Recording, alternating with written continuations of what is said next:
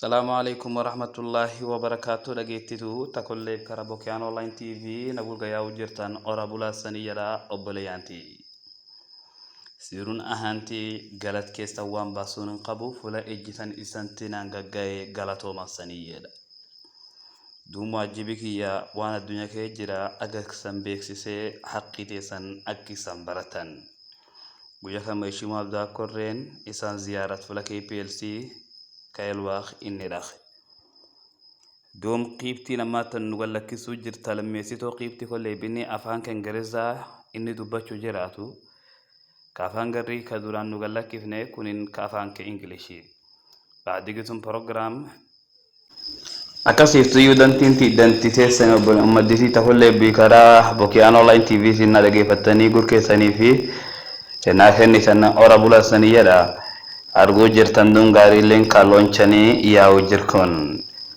cooperation collab umadidumi agisin horumarki isaniyo raqaban aga masakin tibdu afawal keesalalan dum usina nisan raqabu huwa riyad warna lagi fachu jirtan wali narisa akil wali laqtanin akasiftu yudomi wani hara barri kollabi rabbi jofti wa nafi khaba nahma rabbi lita shukrinu دومي أورو حفلة قد فنوتي لفتنا اللي أجري فنوتي أورا بولا سنية. I am now standing here at Elwak, Kenya Power and Lighting Company station. There is a lot of good work going on here in Elwak Power Station. I visited here on a tour of the station to see how our staff and how our station is operational, and see how our staff are working under these very challenging circumstances. You know, this is a hot country, and the heat from the sun combined with the heat from the machines that these people run actually require very extra protective environment in which the health of the staff, the health of the machines, and the health of everybody working in that area is supposed to be catered for. Our staff have tried their best under the current circumstances in which they operate. They are working round the clock. I am happy to hear that from the last time when I instituted an analysis, I sent a team of consultants to do a study on what is the challenge with Elwak Power, because after every 1 week, after every 2 weeks, one machine goes down, the other machine is up, then when the other one comes again after 2 weeks, 3 weeks, it's down. So this had become a perennial problem, and people had started spreading rumors of all type, you know, some blaming the staff of knowing nothing about power, some blaming the staff of other things. But I have come and had a first-hand experience of what our staff do, and I'm happy to say, since I did that report and I shared it with KPLC, one of the areas that I mentioned that had a problem with KPLC was the capacity of staff, not in terms of the knowledge, but the capacity in terms of numbers. There are some units, like for example, there are some categories, for example, like the operations and maintenance, which had less than 50% of the staff that were required to be in that station. There were so many staff who are on contracts, on temporary contracts, and were not given regularized as permanent staff. But after I wrote my report and shared it with KPLC, I am happy. I was informed today that a number of staff have gotten promotions from where they were. They are now more motivated, and a number of staff have been added to the team so that the capacity that was there, the gap that was there, can be filled. And we are happy to say, as from today, the small engine that was down, that was faulty for the last 2-3 months, has just been, reactivated. The engineers from Nairobi came here, working with our staff here. They have made sure that that engine is working. And from today evening, I have good news for the people of Elwak, that inshallah, those areas which were under rationing will start receiving power today evening. The young men and women who have been enjoying watching football, the Premier League, the La Liga, the World Cup friendlies, the Kenya Premier League, I think you have an opportunity now to watch those matches. Those young men who are depending on barber shops shaving people so that they can earn their living. You have an opportunity now to open your shops again. Those women who are selling cold water in their shops and had suffered the last few weeks because of lack of electricity to run their fridges, you have an opportunity now to reactivate your business again. And that is the good news I have for you today. The other thing is, I have also visited the site where we are doing the hybridization station. That is a company called Hypertech, together with a number of engineers they have subcontracted, have been working on this project round the clock since it began around November last year. And this team, I'm impressed with the work they have done so far. A lot of progress has been made, and I'm happy. I've been informed that of all the sites that have already been done, this one is progressing much more faster than other sites in the country where they are doing a similar type of projects. And the good news for the people of Elwak is that, inshallah, when this hybridization project is ready and it is launched, and I can assure you, I'll try very hard so that when we launch this project, I bring none other than His Excellency President Samuel Ruto, to come and launch this project, because it is going to be a big milestone for Elwak. And when this project is launched, it is going to solve all the power problems. Right now, I'm informed by my team at the power station that the demand of power in this town today is not less than 600 kilowatts. Right now, the machines that I've seen run there, they are running, one is running 143, the other one is running 142, so it's around 286, and the demand is 600. So you can imagine the population of the town has outgrown the capacity of the station. And we have not included the outposts like Wargadud and Bohol 11, which also require power from Elwak. There are many other institutions which are coming up, schools, hospitals, and what have you, which have not also been put on power. And I'm happy to inform you that the moment this hybridization power is up, we will be having what you can see there, 120.6 kilowatts. What is P? Power. Solar power to come and combine with the one which you're already generating. And I can assure you, if our capacity is 600, and this alone will produce 120, and the generators will be upgraded once the other machine is up running to 1,420, then we'll be having in excess of 2,500 kilowatts.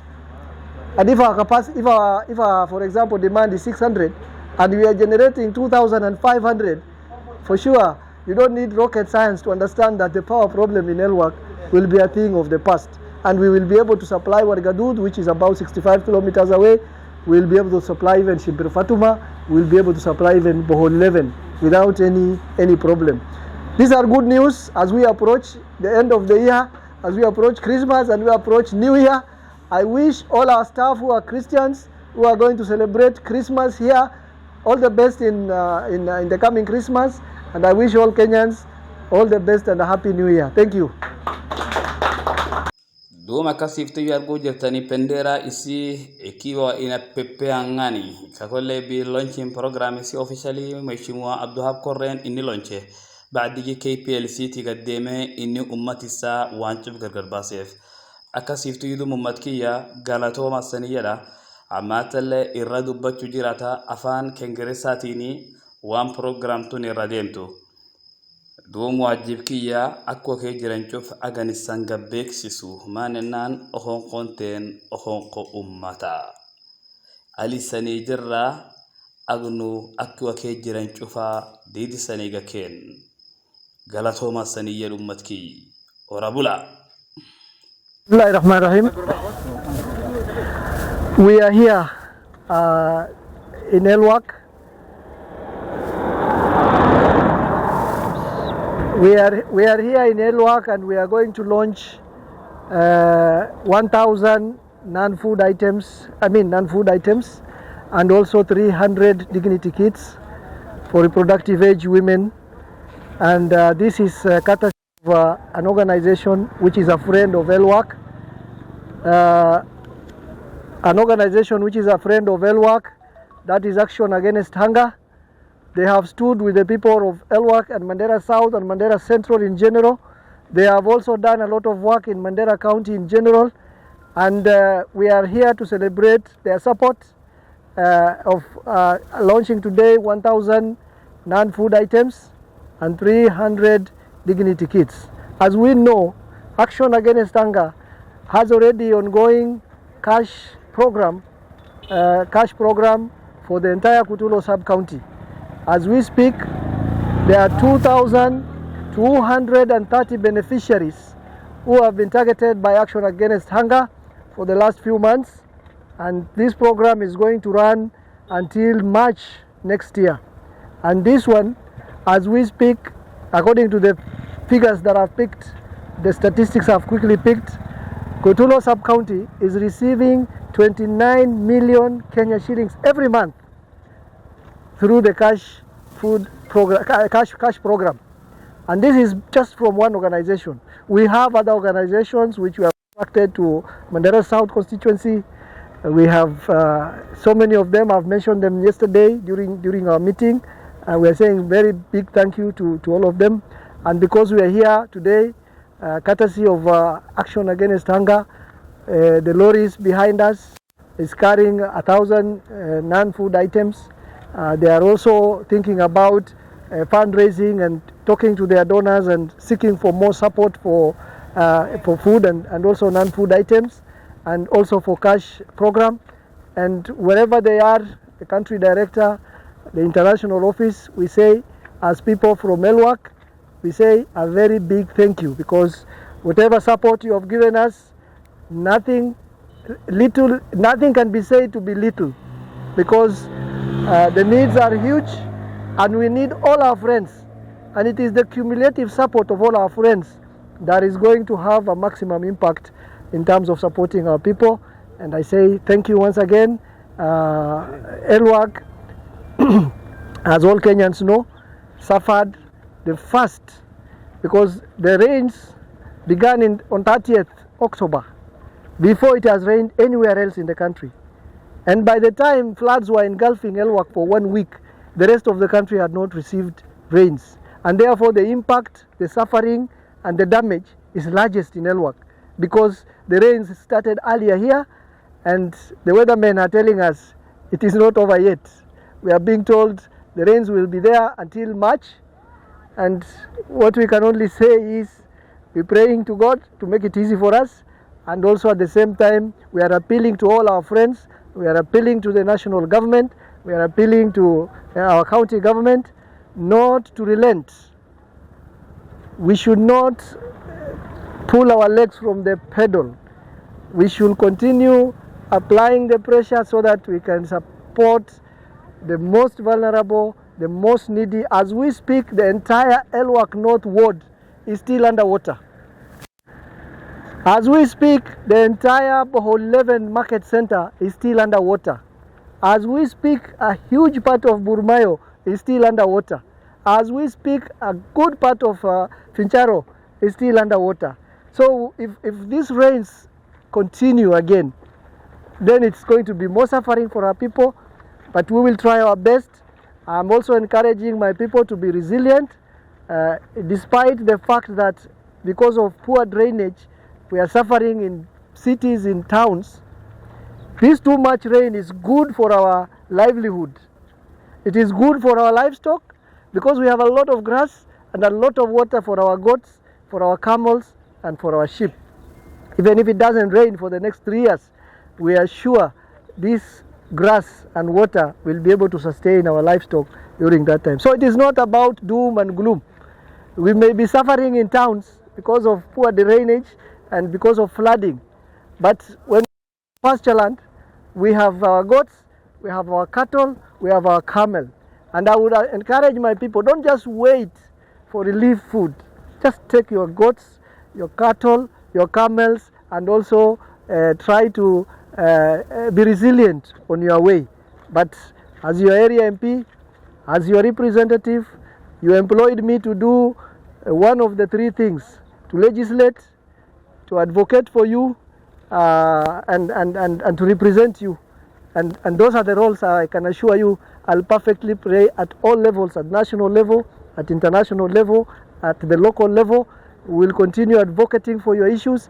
Yesterday, you remember, we brought our friend, the new ambassador for the new High Commissioner for UK, Neil Wigan, together with the entire, including with the team from the from Somalia. Yeah, and the program through the program of the Riswanag. So we will continue championing the cause of our people. We'll continue advocating for the needs to be met. We have talked to the national government. The roads minister is already doing what he can be able to do. The roads between Garissa and Tana River, which had been impassable, I'm told now vehicles have started moving. This is good news. The road between Wajir and Garissa at Abaswein, at Modogashe, is now passable, and the road between Wajir and Mandera at Kutulo crossing is also now passable. We are happy this has happened, and we'll ask the Minister for Special Program. As Parliament, we appropriated 7 billion for that program last financial year. I mean this supplementary budget, and we want to see that money reach the people that is required to be reached, the poor, those who are suffering, and those who are. We will request the Ministry of Health, although health is a devolved function. Our county government yesterday, good news is we launched yesterday 20 tons of assorted medicine for Mandera South constituency. Some of it will be distributed to Kutulo, some of it will be distributed to Shimbir Fatuma, some of it will be distributed to Elwak Referral Hospital. So Alhamdulillah, we are okay. If there is diarrhea, there is mosquito, malaria, if there is other things, we are happy that at least we have safety guards in place. But we'll also ask the Ministry of Health at the national level to do all they can to also support county governments in delivering on their mandate in terms of health, public health, and curative health, and all the other types of health. Thank you very much, and I think by having said that, we are now going to officially launch food distribution. I mean non-food items, 1,000 non-food items for distribution in Elwak, for distribution in Kutulo, and the non-food items for Elwak, I'm told, are on the way. 1,600 households, non-food items are on the way. I think with those few remarks, we can now launch this. The donor, USAID. Yeah, and I'm told Action Against Hunger with a generous donation from USAID, and we are grateful to USAID for also remembering the people of Mandera through organization called Action Against Hunger. Thank you very much.